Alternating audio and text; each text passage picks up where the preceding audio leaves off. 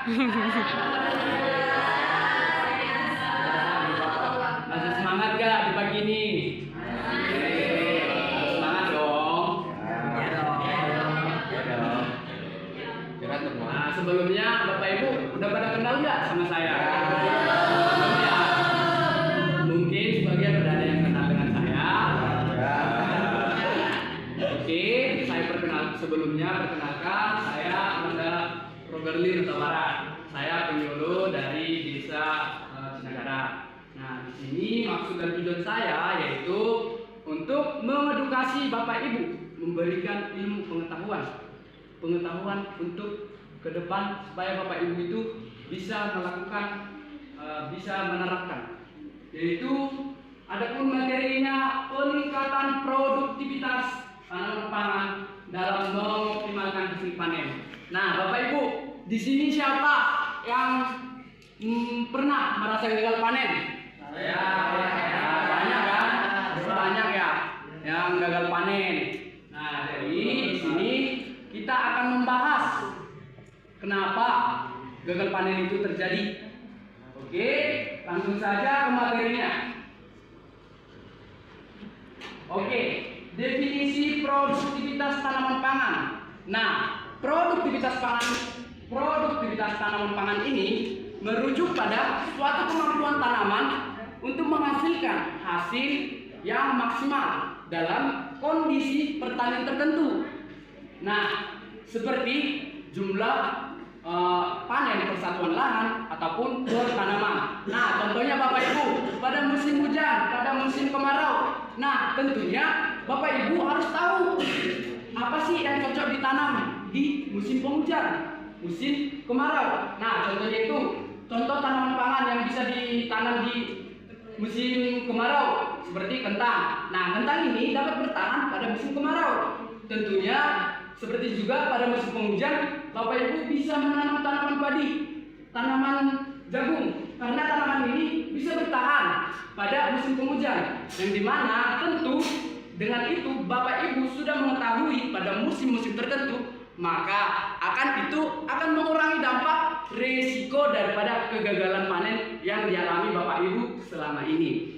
Nah, baru di poin yang kedua itu ada pentingnya peningkatan produktivitas dalam ketahanan pangan. Nah, Bapak Ibu, peningkatan produktivitas dalam ketahanan pangan ini sangat berdampak langsung pada ketahanan pangan pada suatu daerah, bahkan Bapak Ibu pada suatu negara loh. Bahaya kan? Nah, itu dia. Jadi Bapak Ibu, seperti yang kita ketahui saat ini, populasi manusia itu kan semakin hari semakin bertambah banyak, semakin padat. Nah, oleh karena itu prioritas yang utama itu adalah ketahanan pangan. Nah, bagaimana langkah awal kita untuk menanggulangi, untuk tahap kita, bagaimana cara kita untuk menanggulangi nantinya krisis pangan yang terjadi di masa yang akan datang. Nah, seperti itu Bapak Ibu, harus kita tahu. Baru di poin yang selanjutnya yaitu tujuan optimalisasi hasil panen. Nah, tujuan optimalisasi hasil panen ini adalah merujuk pada pengembangan strategi dan peningkatan produksi, yang dimana dapat meningkatkan efisiensi penggunaan sumber daya dan terlebih juga mengurangi risiko gagal panen. Nah, Bapak Ibu, optimalisasi hasil panen ini tidak hanya menjadi aspek ekonomi, tetapi juga menjadi kebutuhan pangan pada masyarakat secara keseluruhan ataupun menyeluruh nantinya. Oke, Bapak Ibu, bisa dipahami? Ya. Masih semangat? Nanti tenang, Bapak ada bawa ini, yakir, nggak boleh dikasih tahu, biar Bapaknya nanti penasaran apa itu. Oke, langsung lanjut. Slide selanjutnya. Oke, ini adalah contoh tanaman pangan. Bapak Ibu bisa melihat nggak gimana kualitasnya? Bagus nggak? Bagus kan? Nah, tentunya tanaman ini bisa bagus ini karena ada perlakuan. Perlakuannya apa?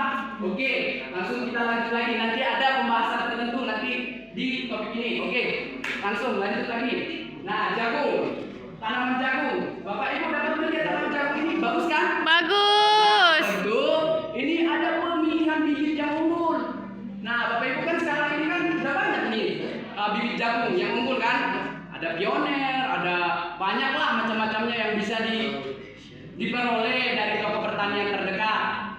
Seperti itu. Baru selanjutnya kentang. Nah, kentang ini tanamannya itu bisa bertahan pada musim kemarau. Tentu Bapak Ibu bisa menanam, bisa melakukan penanaman pada musim kemarau. Nah, karena tanaman ini bisa kuat, bisa bertahan pada musim-musim tertentu seperti musim kemarau. Oke, selanjutnya yaitu singkong dan ubi jalar. Siapa sih yang nggak kenal singkong dan ubi jalar ya, Bapak Ibu?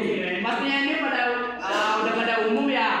Nah, karena singkong dan ubi jalar ini sifatnya itu tidak mudah terserang penyakit, yang dimana itu jumlah produktivitasnya itu dapat cepat berkembang dengan baik.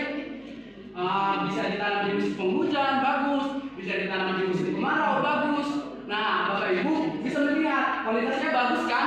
Ada ubi jalar, baru singkong, bagus kan? Gimana? Bagus nggak? Nah, tentunya ada perlakuan juga. Oke, selanjutnya, nah ini dia nih. Apa saja faktor yang mempengaruhi produktivitas itu? Nah, oke, langsung masuk. Selanjutnya, benih berkualitas. Nah, ini dia Bapak Ibu. Bapak Ibu tadi udah lihat kan padi yang tadi kan? Bagus kan? Tentunya itu ada pemilihan.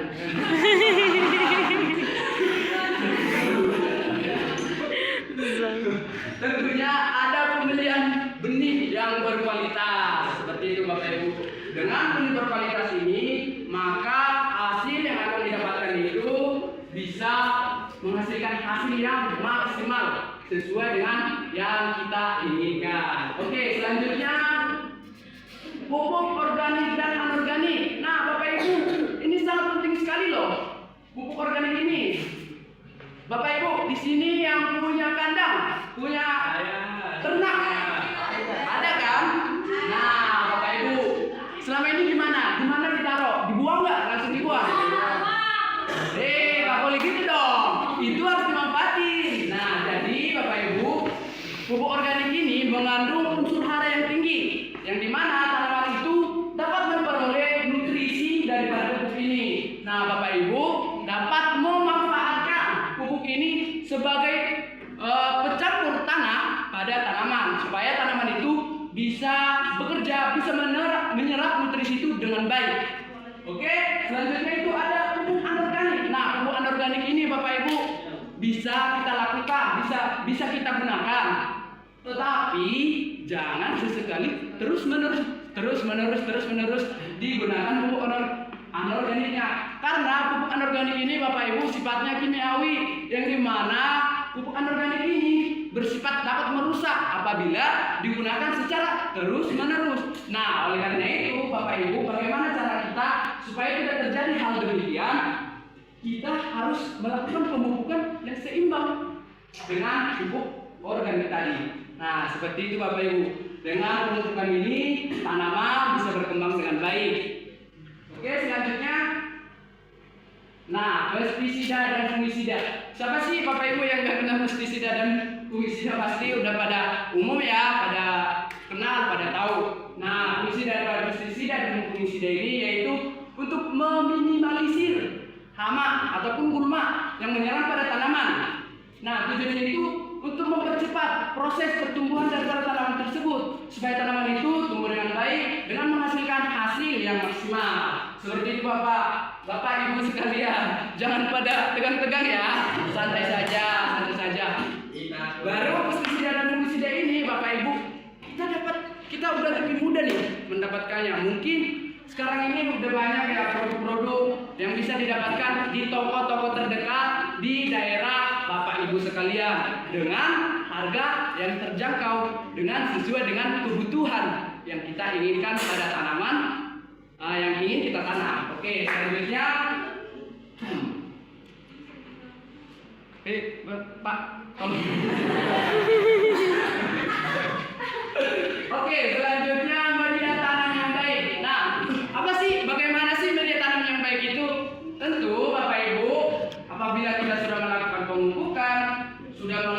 melakukan namanya tadi pemilihan benih, tetapi kalau media tanamnya itu kurang baik bagaimana? Pasti hasilnya itu kurang maksimal. Nah, oleh karena itu pemilihan media tanam yang baik harus perlu diperhatikan. Yang dimana contoh pemilihan medianya itu di tanah yang kering, di A ini tanah kering, di B tanah humus, tanah yang subur. Nah, tentunya kan Bapak Ibu harus pasti lebih memilih yang tanah B, yang humus kan? Nah, makanya perlu kita harus mempertimbangkan juga di mana posisi tanaman itu bagus, di mana tumbuhnya yang layak. Seperti itu Bapak Ibu. Nah, contohnya apabila di lahan, nah Bapak Ibu bisa mencampurkan tadi pupuk kandang, yang dimana pupuk kandang itu bisa membantu menetralisir, mengembalikan unsur hara yang ada di dalam tanah tersebut, memperbaiki unsur hara yang ada dalam tanah dari nutrisi yang ada dalam pupuk kandang tersebut. Nah, jadi Bapak Ibu, apabila Bapak Ibu tidak hanya di lahan saja, di greenhouse bisa juga. Nah, Bapak Ibu ada yang punya greenhouse nggak? Nggak ada Pak, adanya kebun aja. Nah, oke. Greenhouse ini bisa kita manfaatkan. Salah satunya yaitu dari segi ininya lebih ini ya, kita nggak kotor gitu kan, kita nggak ribet ke sawah, ke ladang basah, banyak ini, banyak Pacat. ada pacat ya, mungkin Bapak Ibu banyak pacat ini. Jadi greenhouse ini bisa digunakan sebagai media tanam, yang dimana itu dilakukan dengan di tempat media pot, tahu kan pot kan, polybag, tahu kan Bapak Ibu polybag. Nah, di sana kita menggunakan kompos, kita menggunakan bercampuran tanah yang tadi. Oke, selanjutnya, nah sumber air yang cukup, Bapak Ibu perlu kita perhatikan juga. Contohnya, kan tadi kan pada musim kemarau nih, tetapi dengan adanya sumber air yang cukup ini, tentunya kita pasti akan bisa mengurangi dampak risiko daripada kegagalan panen ini. Karena yang dimana air ini dapat melarutkan, dapat membantu dalam melarutkan nutrisi yang ada dalam tubuh tersebut ataupun dalam tanah, yang dimana akar daripada tanaman itu menyerap dengan bagus, menyerap dengan secara maksimal. Oleh karena itu, pertumbuhan dari tanaman itu berkembang dengan bagus dan menghasilkan hasil yang maksimal sesuai dengan apa yang kita inginkan. Oke, selanjutnya, nah, memanfaatkan teknologi pertanian. Nah, tentu Bapak Ibu di zaman sekarang ini pasti sudah nggak heran lagi ya kan teknologi pertanian yang sekarang ini. Bapak Ibu, saya mau nanya nih, Bapak Ibu yang masih menggunakan kerbau atau sapi siapa? Zaman bahola itu Pak. Jadi Bapak Ibu tidak usah khawatir lagi, yang dimana di saat ini, di zaman sekarang ini yang semakin hari, semakin tambah tahun, tambah bulan, semuanya makin canggih. Nah, oleh karena itu di gambar yang pertama ini ada traktor. Nah, traktor ini Bapak Ibu dapat minimalisir baik itu dari segi biaya, mohon maaf, dari segi biaya, baru yang kedua dari segi waktu. Nah, waktu Bapak Ibu kan pasti butuh waktu yang cepat kan? Nah, tentunya ini solusi yang paling utama, solusi yang bisa membantu para Bapak Ibu dalam pengolahan tanah untuk melakukan proses penanaman padi ataupun proses penanaman jagung, tanaman pangan lainnya. Oke, selanjutnya yaitu ada tanah, ini adalah alat. Ini mungkin di tempat Bapak Ibu banyak sebutannya ya, tapi kalau di tempat saya itu namanya thresher. Ada yang bilang odong-odong. Masih banyak kan? Masih pada banyak, mungkin di daerah Bapak Ibu banyak sebutan-sebutannya. Nah, alat ini Bapak Ibu bisa membantu dalam proses pemanenan yang singkat, yang bisa menghemat waktu, menghemat biaya, baru pemanenannya lebih optimal, lebih cepat, lebih mudah. Nah, oleh karena itu, dengan adanya teknologi sekarang ini, Bapak Ibu tidak usah khawatir lagi. Kita pasti nanti ini di tiap-tiap daerah sudah turun. Ini pemain ini, alatnya ini, mereka bergrup, bisa jadi bergrup. Nanti Bapak Ibu tinggal mengkonfirmasi kepada pihak petugasnya supaya hasil panen yang Ibu itu bisa bagus, bisa maksimal dengan aspek-aspek tadi, secara baik itu dari segi waktu, biaya. Nah, seperti itu Bapak Ibu. Oke, selanjutnya. Nah, ini nih. Apa sih keuntungannya bagi petani? Apa sih keuntungannya nanti bagi Bapak Ibu semuanya? Oke, di poin yang pertama, peningkatan pendapatan. Nah, tentu Bapak Ibu, apabila Bapak Ibu sudah meraup keuntungan yang besar, meraup keuntungan yang maksimal dari hasil tanaman tersebut, tentu yang pertama mendapatkan uang. Nah, kan pasti Bapak Ibu kan tujuannya itu uang, iya kan? Nah, gitu Bapak Ibu. Baru ada ketahanan ekonomi. Nah, ketahanan ekonomi gimana Bapak Ibu? Nah, ketahanan ekonomi ini Bapak Ibu tidak khawatir lagi dengan masalah soal harga. Nah, contoh, Bapak si A menanam tanaman cabai, Bapak si B menanam tanaman cabai juga. Nah, tentunya Bapak Ibu dengan tanaman si A dan tanaman si B yang saling membantu, saling melengkapi, maka harga tersebut akan tidak terjadi penurunan. Bahkan harga itu bisa naik ataupun tetap stabil. Tentu Bapak Ibu juga kan mempertimbangkan harga ya. Kalau udah panennya bagus nih, tapi masalah harga anjlok, gimana kan? Bahaya juga. Nah, tentunya Bapak Ibu solusinya itu contoh lagi nih. Di daerah di desa, di dusun ini menanam padi. Di dusun si A menanam padi, di dusun si B menanam cabai. Nah, dengan berbagai varietas tanaman pangan, contohnya si C tadi nanam jagung. Nah, dengan varietas tanaman yang bermacam-macam, tentu akan saling melengkapi. Yang dimana apabila contoh yang ditanam si A tadi kan di dusun si A nanam cabai, di dusun B nanam cabai, di dusun C nanam cabai. Ya tentunya kan nantinya akan melunjak banyak sehingga terjadi kebanjiran dari tanaman pangan tersebut. Nah, oleh karena yang tadi itu jadi harus saling melengkapi dengan baik. Oke. Baru yaitu kesejahteraan keluarga. Nah, kesejahteraan keluarga tentunya Bapak Ibu apabila sudah meraup keuntungan tadi, pasti keluarganya bahagia dong kan? Yeah. Senang, pada ada imbasnya ke keluarga, ada imbasnya ke anak. Nah, contohnya itu anak-anak bisa mendapatkan biaya sekolah, biaya perobatan, bahkan biaya keseharian kita. Oke? Baru di poin yang keempat itu keberlanjutan pertanian. Nah, keberlanjutan pertanian itu gimana? Kan tadi kita udah melakukan namanya itu faktor-faktor yang tadi ya Bapak Ibu, masih ingat gak? Masih ingat gak yang tadi?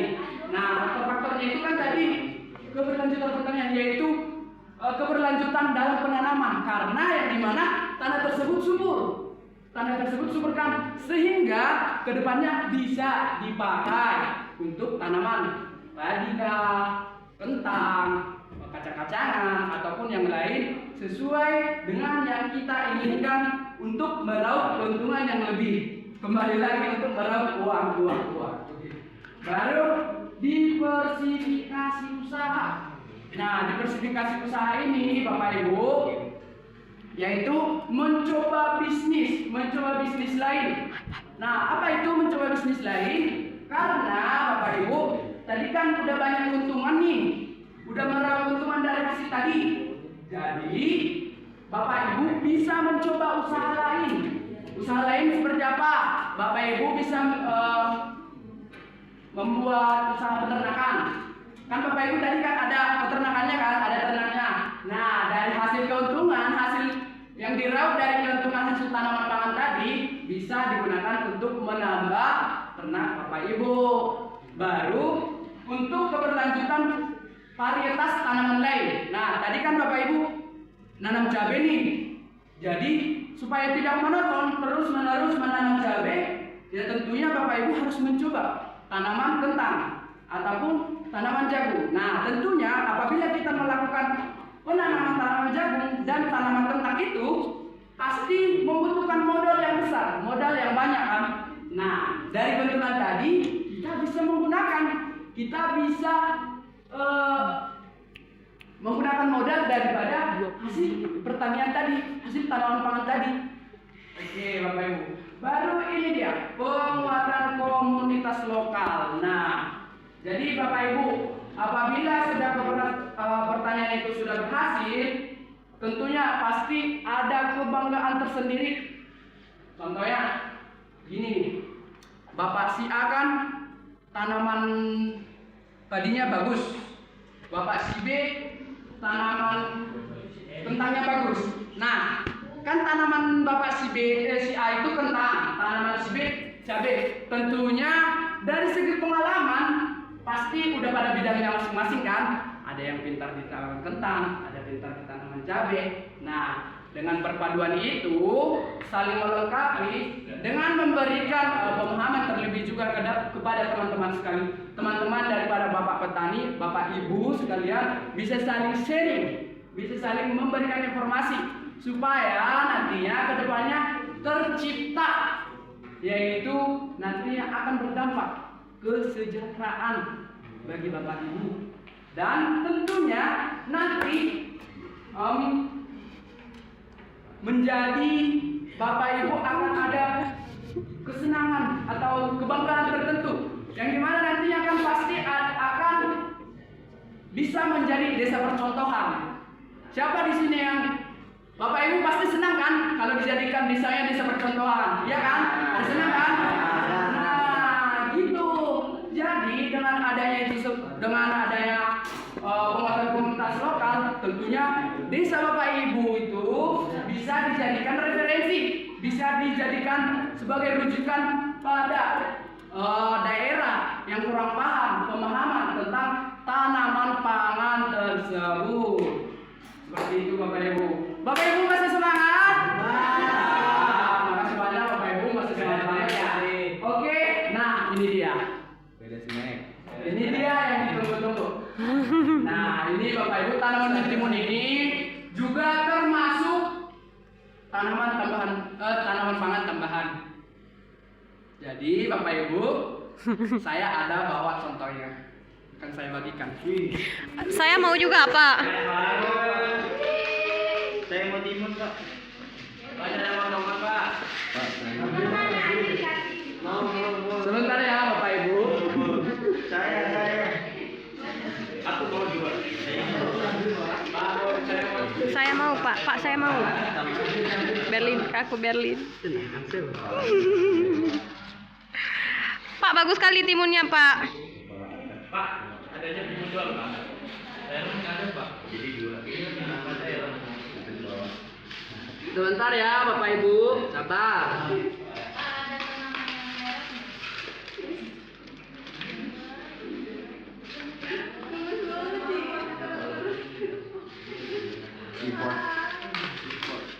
Yay. Select yay.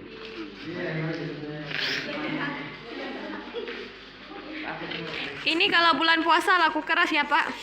Iya Pak, bisa jadi sih.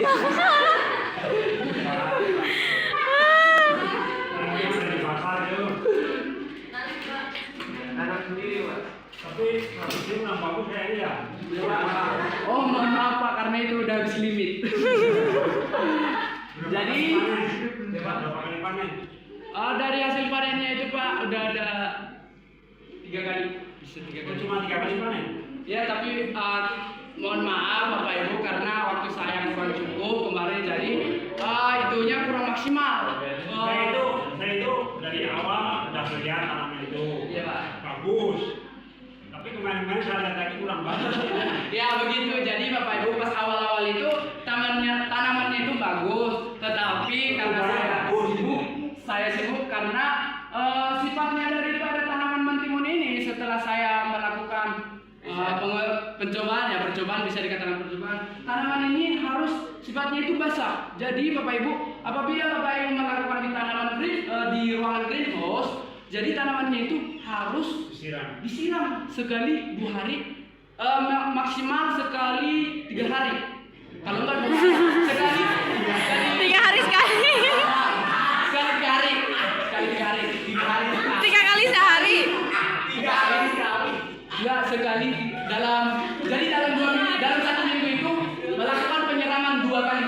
Oke. Oke, jadi gitu.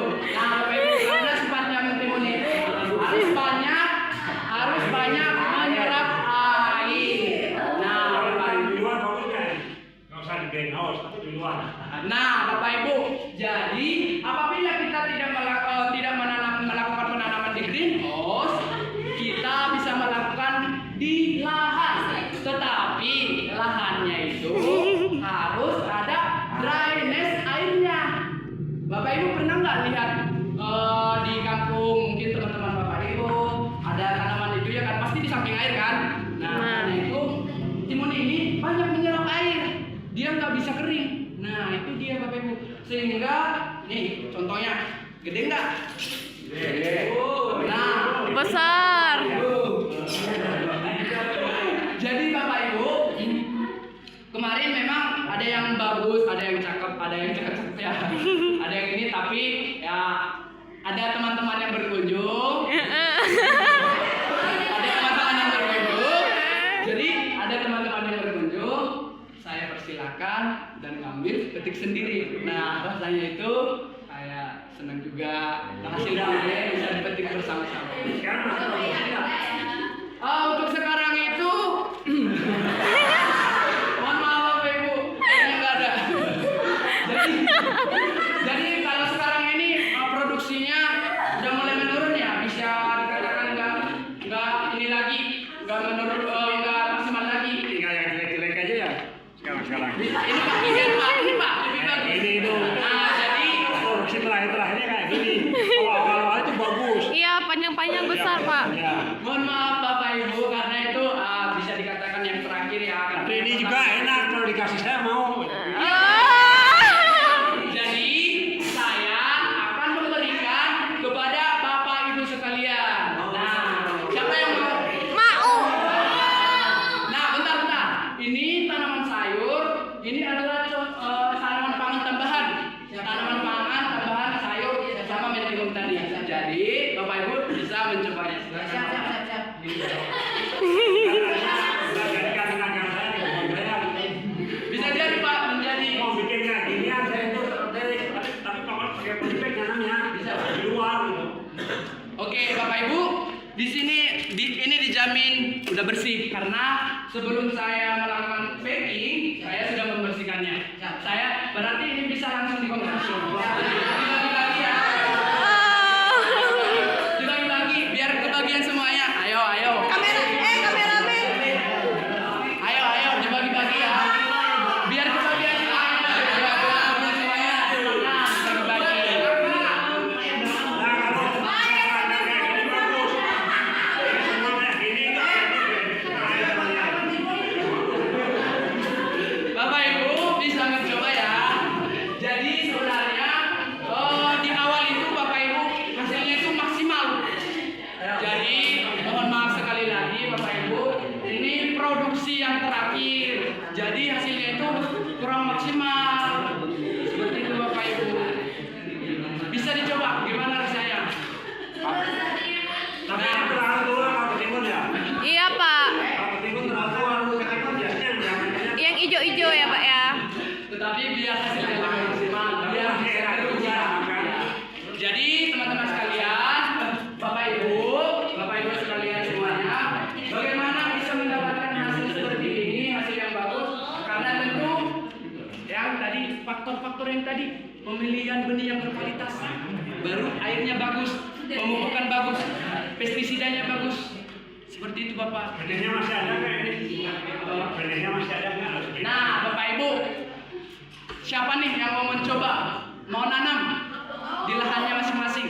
Jadi mohon maaf ya Bapak Ibu, tadi pas saya berangkat ke sini saya lupa bawa bibitnya. Ada bibit sayur, ada bibit ininya, bibit tanaman timunnya. Saya lupa tadi bawa. Jadi mohon maaf Bapak Ibu. Nanti di pertemuan selanjutnya saya Yeay. Bapak Ibu udah tahu nggak tempat saya di mana? Udah tahu kan? Di Ekus. Nah, Bapak Ibu mungkin ada yang mau ingin mendapatkan benih yang bagus, benih yang berkualitas tadi, bisa nanti saya bagikan deh nomor telepon saya. Mungkin kan saya kalau nggak ada sibuk, bisa saya bawa Bapak Ibunya ke tempat saya, ke tempat penanaman saya di greenhouse tersebut.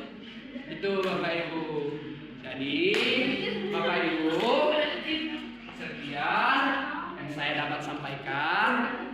Mungkin Bapak Ibu ada yang masih terlintas di benaknya ingin mau ditanyakan, silakan ditanyakan. Ayo Bapak Ibu, nggak ada yang apa ya? Ada makan. Saya kameramen kok nggak dapat timun. Melon. Tadi yang bilang melon siapa? Nah, jadi saya juga mencoba tanaman melon di sana. Satu poin ya, jangan dia bilang itu. Iya Pak, ada empat ya. Ada buatin juga ya. Ada buatin. Saya mencoba varietas tanaman lainnya Bapak Ibu. Nggak cuma tanaman sayur, nggak cuma tanaman timun. Ada juga buatin, ada markisa, ada stroberi, baru ada buatin. Banyak. Baru ada tanaman-tanaman lainnya, tanaman-tanaman obatan. Ada kunyit, ada jahe, baru ada kencur, baru ada seledri, ada itulah banyak. Mungkin Bapak Ibu yang ingin berkunjung ke tempat saya bisa langsung dikonfirmasi, nanti saya bagikan nomor teleponnya. Mau apa langsung ditulis saja di depan? Boleh Pak, boleh. Jangan ada Pak. Kalau ketimun ini yang menanam itu produksinya sama modalnya besar mana? Besar modalnya atau besar hasilnya itu? Jadi untuk itunya bisa dikatakan untung ya, tetapi di sini saya tidak mengambil keuntungan Bapak Ibu karena Belum komersial ya. iya Pak. Komersial dibagikan aja. Jadi Bapak Ibu, saya di sini kalau apabila ini dijual, dipasarkan, ini akan meraup keuntungan yang lumayan. Tetapi Bapak Ibu, saya tidak memperjualnya. Saya lebih memilih memberikan kepada Bapak Ibu supaya Bapak Ibu itu tertarik, supaya Bapak Ibu itu bisa melakukan penanaman. Wah, punya Bapak itu bagus. Nah, jadi semakin ada niat sama Bapak dan Ibu untuk melakukan penanaman seperti itu. Oke, lanjut. Yang mau ditanyakan silahkan. Oke, silahkan Bapak dan Ibu. Pak. Minum Pak. Iya Bu, silahkan. Kenapa tidak ngembangkan tanaman yang bagus saja? Harganya mahal gitu. Oke, jadi Bapak Ibu, itu mengapa tanamannya itu kenapa yang nggak mahal? Biar nanti hasilnya lebih berkeuntungan yang besar. Tapi nanam paprika. Oh, paprika. Nah, tentu Bapak Ibu itu sesuai dengan keinginan kita, sesuai dengan kebutuhan kita. Kita bisa melakukan penanaman paprika. Bapak Ibu pernah nggak lihat teaching farm itu ada paprika? Teaching farm lagi pernah lihat. Jadi Bapak Ibu bisa hasilnya yang di greenhouse itu lebih maksimal karena yang di greenhouse itu terhindar dari hama ataupun serangan dari penyakit-penyakit karena greenhouse itu tertutup semuanya, terlindungi. Oleh karena itu dengan faktor-faktor yang kita lakukan, pemilihan benih, pemupukan yang bagus, baru pengairan yang cukup, itu bisa maksimal. Itu lebih bagus di greenhouse-nya sehingga dapat meraup keuntungan. Paprika itu keuntungannya besar banget, tetapi modalnya juga tentu besar, harus seimbang. Gitu Bapak. Gitu. Allah. Paprika kan bagus.